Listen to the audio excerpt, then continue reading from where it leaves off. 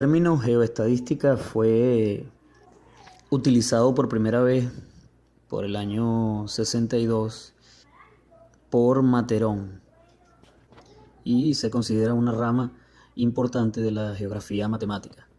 El problema es que muchas veces queremos interpolar mapas y solo tenemos mediciones de campo en algunos puntos, pero queremos conocer el valor de la variable en esta zona, es decir, en zonas donde no hemos hecho mediciones, por ejemplo en esta y en esta.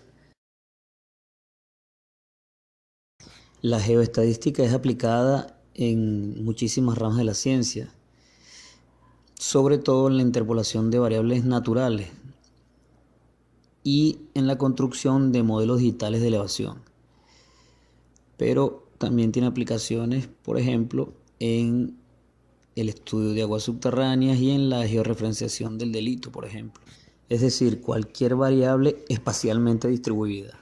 Una de las premisas para aplicar cualquier método geoestadístico es que nuestra variable sea continua en el espacio y que varíe muy poco con la distancia.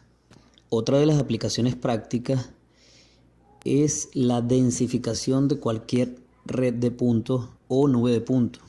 Es decir, nos ayuda a decidir cuáles son las zonas donde podemos colocar los nuevos puntos de medición y, por supuesto, mejorar la calidad de los mapas obtenidos y su error.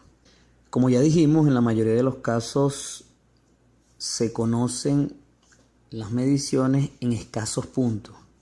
Esto incluso tiene implicaciones económicas. No todo el tiempo tenemos el suficiente dinero para muestrear todo el espacio. Incluso sería algo imposible.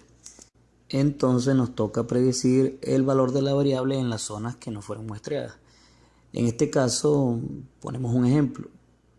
Queremos estimar el valor de la variable estudiada en el punto A, que es un punto donde no tenemos medición. Pero sí conocemos el valor de la variable en el punto 1, 2, 3, 4 y 5. Ahí vemos los valores medidos o valores observados.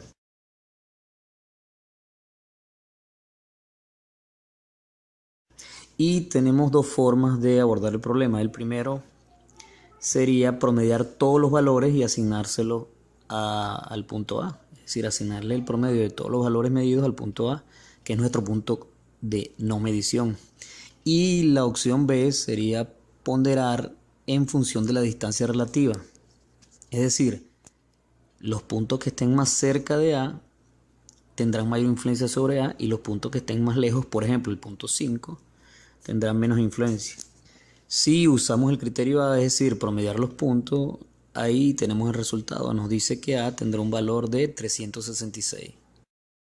El primer inconveniente que vemos en este método es cuáles son realmente los puntos que debo considerar para promediarlos y asignárselos a A.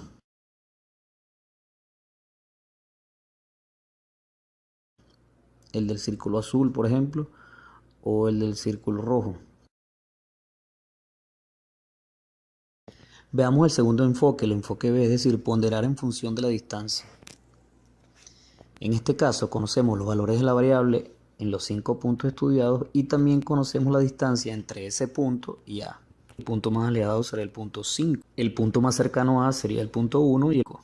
Si calculamos el valor de A ponderando las distancias de manera inversa, es decir, los puntos que están más alejados tendrán menos influencia y los más cercanos más influencia, la ecuación nos queda como se muestra. Es decir, el valor del punto 1 por el inverso de la distancia entre A y el punto 1, más el valor en el punto 2 por el inverso de la distancia hasta ese punto, y asimismo lo hacemos con el punto 3, 4 y 5. Todo eso dividido entre la suma del inverso de todas las distancias. Fíjense que el valor de A difiere del primer enfoque. Aquí el valor de A es distinto